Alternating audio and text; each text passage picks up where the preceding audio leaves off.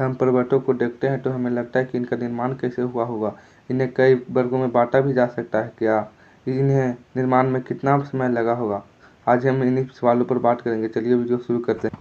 पर्वत पर्वत उस भूमि को कहते हैं जिनका एक या एक से अधिक शिखर होता है और वे धीमी ढाल से खड़ी ढाल की प्राप्ति कर लेते हैं, जैसे हिमालय, अरावली जैसी पर्वत श्रेणियाँ। पर्वत श्रेणी वे पर्वत जो एक ही समय में तथा एक ही प्रक्रिया द्वारा बनते हैं, उन्हें पर्वत श्रेणी कहते हैं। पर्वतों का निर्माण कई प्रक्रियाओं द्वारा होता है, जिनमें मुख्य प्रक्रिया भूसंचलन, विवर्तन तथा ज्वालामुखी विस्फोट को माना जाता है। इन्हें निर्माण के आधार पर 4 भागों में बांटा जाता है।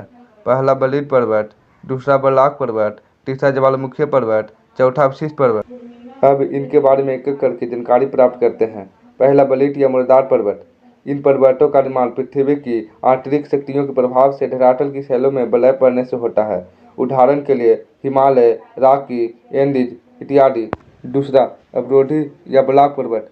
इन पर्वतों का निर्माण तनाव व खिंचाव के परिणाम स्वरूप होता है। जब धरा पर भ्रश या दरार पड़ने से कुछ भाग नीचे ढह जाता है और कुछ भाग ऊपर उठ जाता है तो इन पर्वतों का निर्माण होता है, जैसे यूरोप में बासेस पर्वत श्रृंखला। तीसरा ज्वालामुखी पर्वत।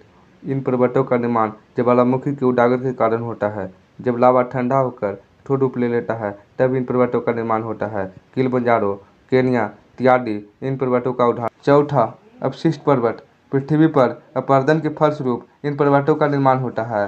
अरावली, विंध्याचल इत्यादि इन्हीं पर्वतों का उदाहरण है।